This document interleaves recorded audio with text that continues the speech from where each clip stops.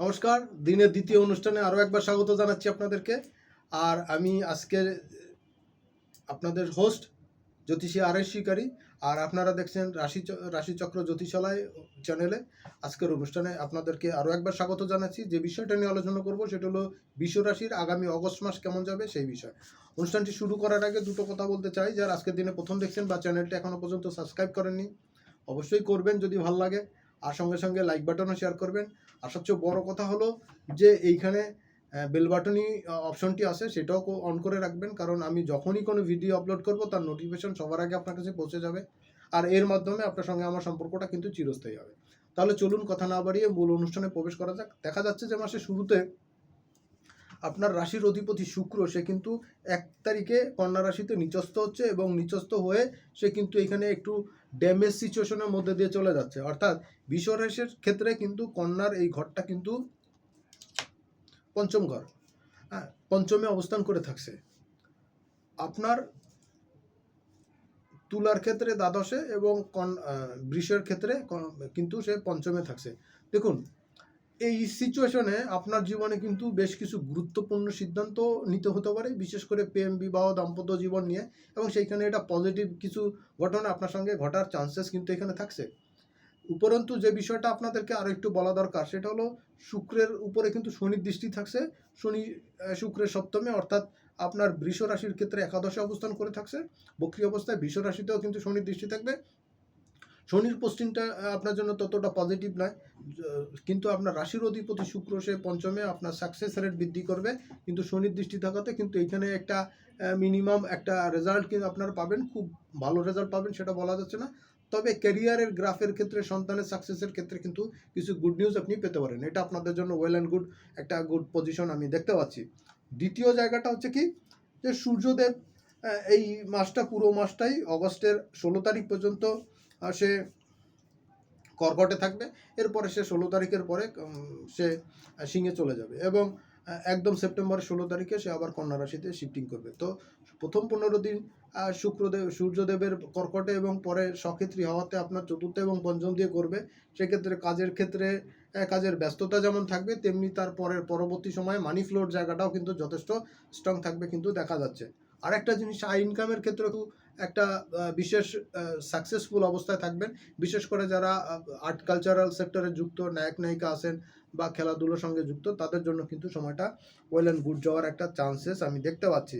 আর মঙ্গল মাসের 2 তারিখে, অগস্টের 2 তারিখে মিথুনে গোচর করবে, এবং 1.5 মাস এখানে থাকবে। 18ই সেপ্টেম্বর সে পরের রাশি কর্কটে গিয়ে নিচস্থ হবে। তো আপনার রাশিতে মঙ্গলের এই গোচর আপনার মধ্যে অ্যাঙ্গারনেস কিন্তু বৃদ্ধি পাবে, এবং একই সঙ্গে সঙ্গে কিন্তু আয় ইনকামের ক্ষেত্রেও বড়সড় কিছু ভূমিকা কিন্তু সে রাখতে পারে। এবং বিজনেসের ক্ষেত্রে হঠকারী সিদ্ধান্ত নেওয়ার ক্ষেত্রে একটু সাবধানে থাকবেন। ছোটোখাটো চোট আঘাত লাগার থেকে সাবধান সতর্ক থাকবেন। আর স্পাউসকে কোনোভাবে রাগানো বা খেপানোর চেষ্টা করবেন না, তাহলে কিন্তু হিতে বিপরীত আপনার জন্য ওয়েট করছে।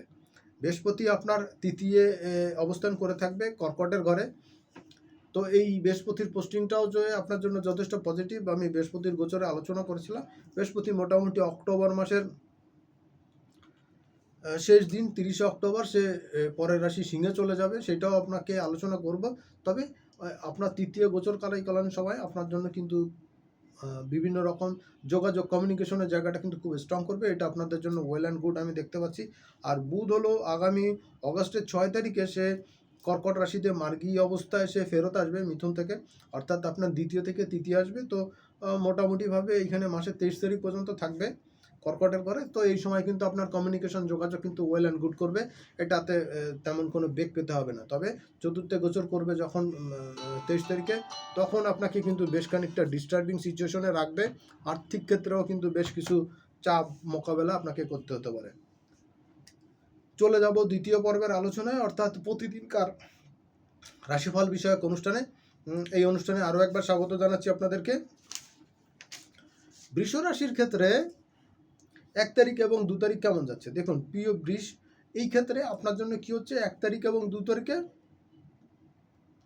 কর্মের ক্ষেত্রে বেশ কিছু প্রভাব প্রতিপত্তি বৃদ্ধি পাবে, কাজের ব্যস্ততা থাকবে এবং কাজের লোড থাকবে, এবং মানি ফ্লো হওয়ার জন্য যে ক্ষেত্রগুলো সেটা খুব ভালো হবে, এবং এই কাজের জন্য আপনার ফিউচারে ক্যারিয়ারের গ্রাফটাও কিন্তু বেশ আগের দিকে জাগাতে পারবেন। এবং আরেকটা জিনিস হচ্ছে কি, এই সময় আপনার সন্তান রিলেটেড কোনো গুড নিউজ কিন্তু আপনি পেতে পারেন।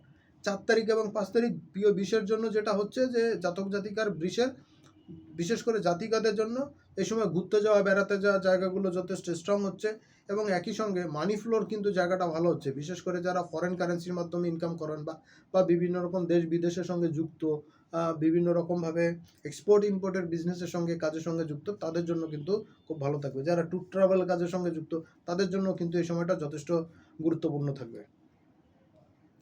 5 তারিখ এবং 6 তারিখ বৃষের জন্য কিন্তু আর্থিক ক্ষেত্রে একটু ব্যয় বৃদ্ধি পাবে। এ সময় ঘোরাঘুরি বা তুলনামূলক কম গুরুত্বপূর্ণ কাজের জন্য বা কম এসেনশিয়াল এমন কাজে কিন্তু ব্যয় বৃদ্ধি পেতে পারে, বা এমন কোনো জায়গায় খরচা করলেন যেটার রিটার্ন আসবে না বা কোনো ফিডব্যাক পাবেন না, এমন জায়গায় কিন্তু আসতে পারে। এই জায়গাগুলো একটু বুঝে শুনে চলা দরকার। আদারওয়াইজ এই সময়গুলো কিন্তু যথেষ্ট স্ট্রং হচ্ছে।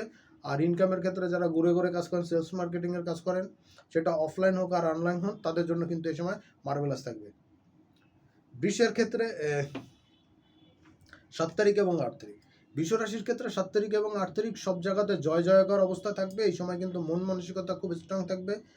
ফেলে আসা কাজগুলো কিন্তু এই সময় সক্ষমতার সঙ্গে করতে পারবেন, সাকসেসফুল হবেন, এবং আর্থিক শ্রীবৃদ্ধি কিন্তু এই সময় যথেষ্ট ভালো পাওয়ার সুযোগ থাকছে।